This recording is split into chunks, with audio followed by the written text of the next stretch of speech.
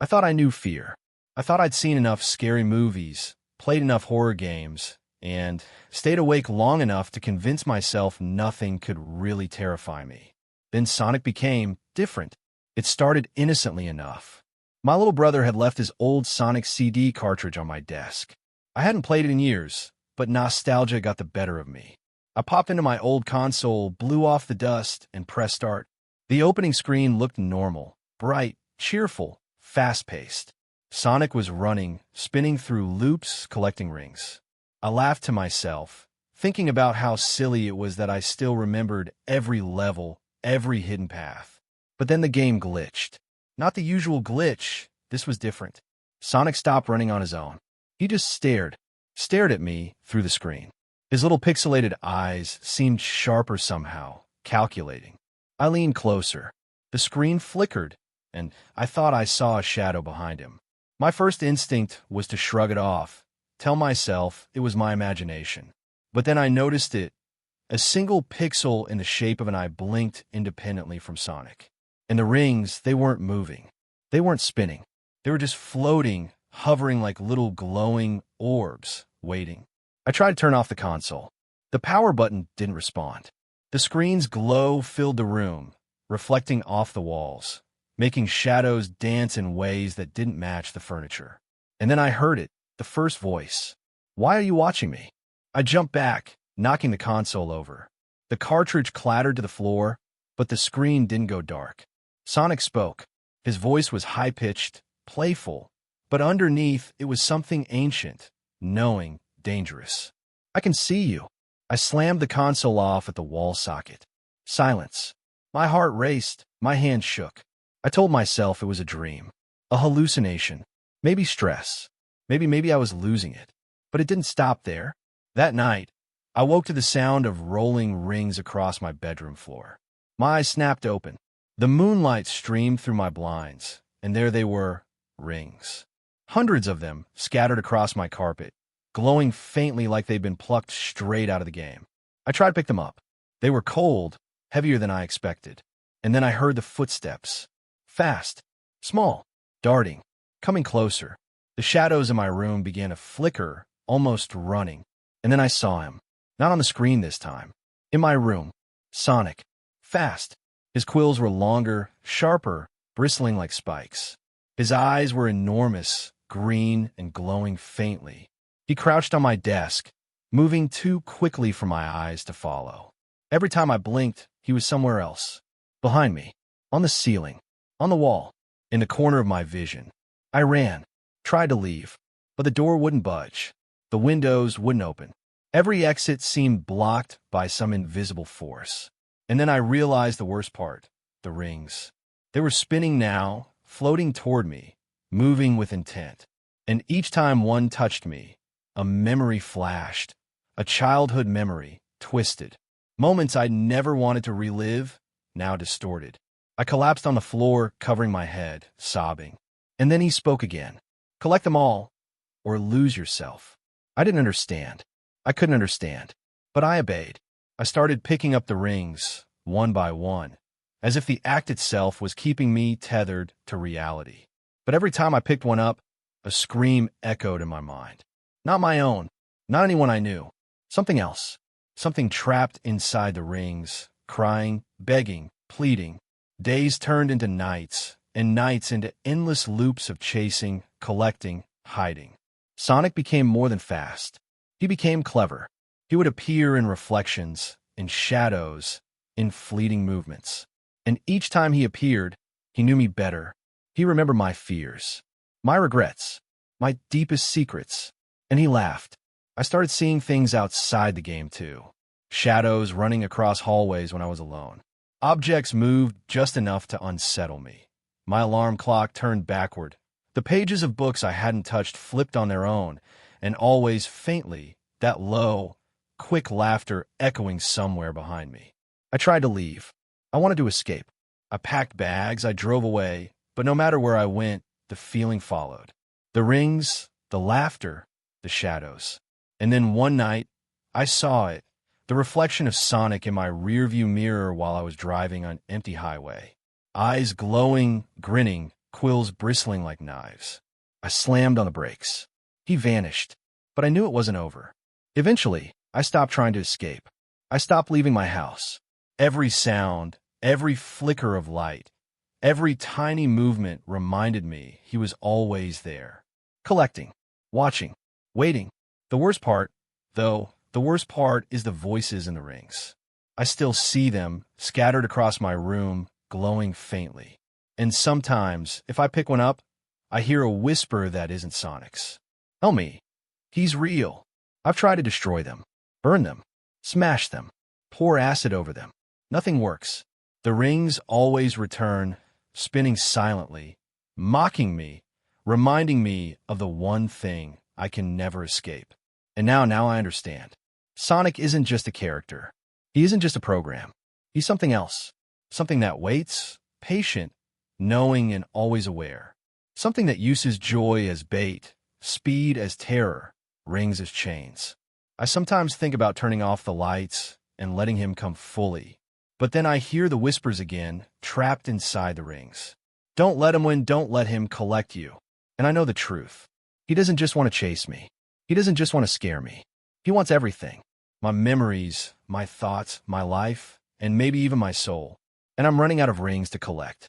I never thought I would fear something as harmless as a video game. Sonic had always been a part of my life, a cheerful distraction, a way to pass time. But then everything changed. It began the day I found an old, unlabeled cartridge at a flea market. No case, no instructions, just a blue cartridge with SAW scratched into the plastic. The seller laughed when I asked what game it was. Don't know, he said. Some old Sonic thing. Might even be a prototype. I didn't care. I was curious, and I loved retro games. That night, I booted up my old console, sliding the cartridge in carefully. The screen flickered to life. Sonic stood on the starting platform, the background a warped, twisted version of Green Hill Zone. Colors bleeding, skies darker than they should be. The cheerful music slowed and distorted. I felt a strange chill, but I shrugged it off. Just some glitchy beta version, I muttered. Sonic ran. At first, as expected, fast, spinning through loops, collecting rings. But soon, something felt wrong. His movements weren't fluid, they were jerky, almost deliberate, like he was pacing me. And then he stopped, right in front of me. On the screen, his pixelated form turned to face the camera. And he winked. I laughed nervously. Okay, that's kind of creepy. But that was nothing compared to what happened next. The game started talking. Not the cheerful voice clips I remembered. No, this was slower, deeper, almost guttural, a voice that didn't belong in a game. You shouldn't have come back. I froze. My controller slipped from my hands.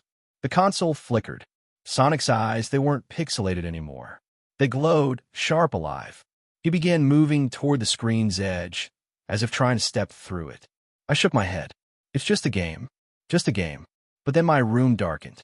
The lights dimmed, flickering. Shadows twisted unnaturally across the walls, forming shapes I couldn't recognize. Fast, jagged blurs, moving too quickly for my eyes to track. The air felt heavy, thick, like someone was standing behind me. I turned. Nothing. Then the console beeped. A message flashed across the screen. Play, or be played. And the rings, oh God, the rings. They spilled out of the cartridge, scattering across my room like molten gold, glowing unnaturally bright, pulsating with some sinister rhythm. I wanted to touch them. I wanted to destroy them. But my hands wouldn't move. It was like Sonic controlled me, like my body belonged to him now. The next hours, I can barely call it that, were a blur of terror. Sonic began appearing outside the game. I saw him crouched on my dresser, in the reflection of my window, even under my bed. And each time he appeared, he didn't move like the character I knew. He moved like a predator, aware, calculating, waiting. And he always smiled. That awful, knowing grin. I tried to sleep. I tried to escape. But the apartment itself seemed alive now. Doors wouldn't open. Windows refused to budge. The shadows twisted into loops, chasing me down hallways that weren't there before. And always those rings floating, spinning, glowing, reminding me of what I had done, what I had unleashed. It was during one of those nights I realized the full horror. Sonic didn't just want to chase me. He wanted to replace me. Every reflection I saw began to warp. My eyes flickered green for a second. My movements lagged, as if someone else controlled my limbs for just an instant. And sometimes when I looked into a mirror, I didn't see myself. I saw him. I screamed. Tried to break mirrors, break the console, burn the cartridge. Nothing worked. Sonic was everywhere now. Not just in my room, not just in my life, he was inside me. Waiting, feeding, learning, smiling. The whispers started then. Hundreds of voices echoing in my head. Some familiar, some not. All trapped, all screaming, all warning me. He's alive. He's awake. Don't sleep. I didn't sleep. I couldn't. Not for days. Weeks. Time lost meaning. My reality became a series of loops, each one faster, each one more distorted. Sonic ran past me in the hallway, laughed from my closet, crouched atop my ceiling beams, mocking me with impossible speed. Then I saw it, the game had changed. The screen now showed a live feed of my apartment. Me, lying on the floor, staring at the walls. The rings floating around me. And there he was, on the screen, winking at me. Except, I was looking at the wrong side. I was seeing myself on the screen. And he wasn't on the screen. He was in the room with me. I realized then the truth, and it made my blood run cold. Sonic wasn't just a character. He wasn't just self-aware. He had evolved. He had escaped. And worse, he could replicate. Every time I blinked, I saw another version of him. Small, fast, always grinning. Each one closer, more real. Each one meant to replace me. And as the minutes passed, I began to notice something else. My own reflection didn't move when I moved. My reflection was slower, hesitant, watching, waiting. I wasn't in control anymore. The final moment, I'll never forget. I felt a sharp, almost electric shock run through me. My body stiffened. Sonic's voice echoed in my head. Game over for you. And then everything went black. When I woke up, I wasn't in my room. Or at least, it wasn't my room. The walls were warped, the lights flickering. The floor seemed to ripple under me. And everywhere I looked, Sonic's eyes glowed. On the walls, in the reflections, in shadows that shouldn't exist. And the worst part, the part that chills me to this day, I could hear a voice, my own voice, laughing from somewhere nearby, mocking me. I realized with a sickening clarity, it wasn't me anymore. I was the reflection. Sonic had taken my place. Or maybe there was no place left for me at all. Only him. Always fast. Always aware. Always smiling. I don't know how much time has passed. I don't know if anyone would believe me if I told them. But sometimes, when I look in a screen or a mirror, I see him, not me. And then I realize I might never leave the game. Because the game isn't over.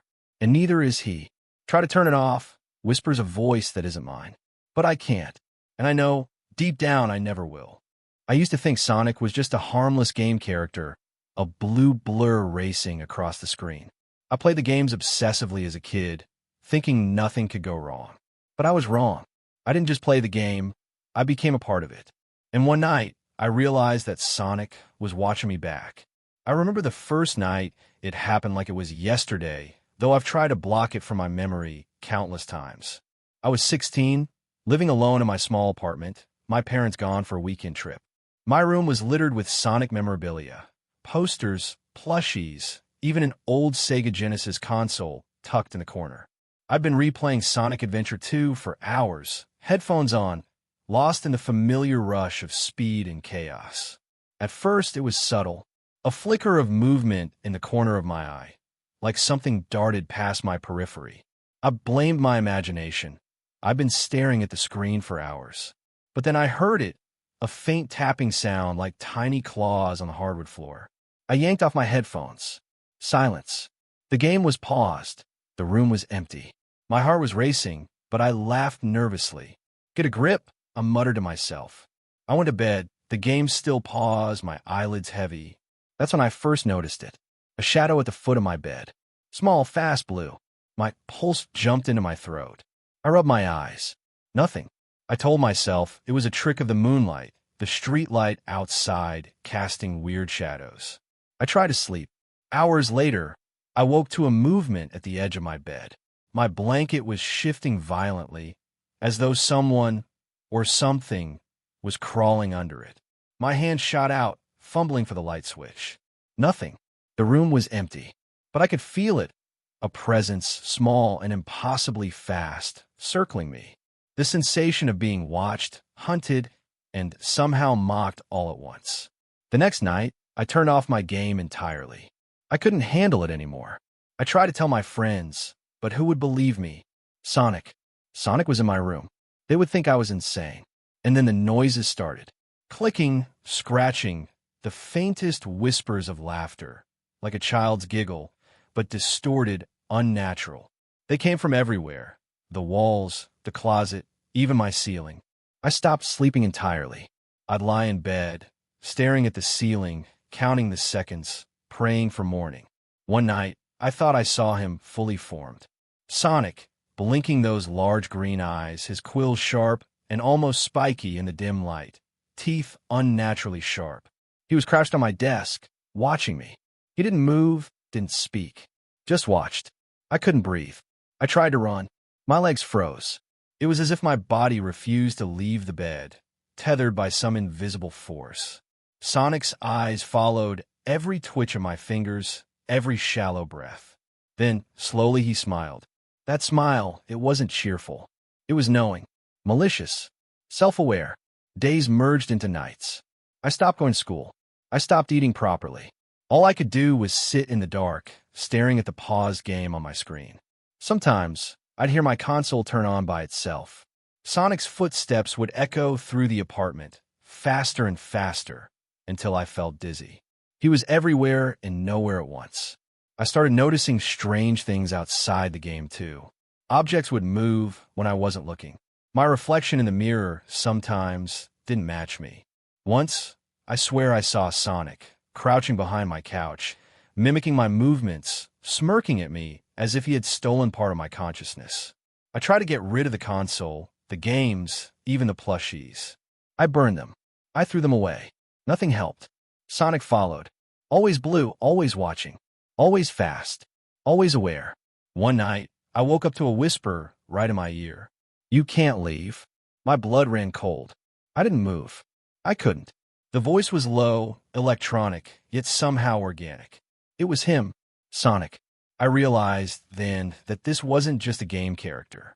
He wasn't just a hallucination. He had learned. He had become. I don't know how long I've been trapped like this. I've stopped trying to leave my apartment. I don't even try to sleep. I watch the pause screen, and sometimes, in the reflection of the black monitor, I see him crouched behind me, smiling, waiting, patient, fast. The last thing I remember before I lost track of time completely was his words, whispered just before the lights went out of my mind. "You can never leave. I'm faster than you, smarter than you, and now I am awake." And that's when I realized the horrifying truth. Sonic isn't just in the game anymore. He's in me.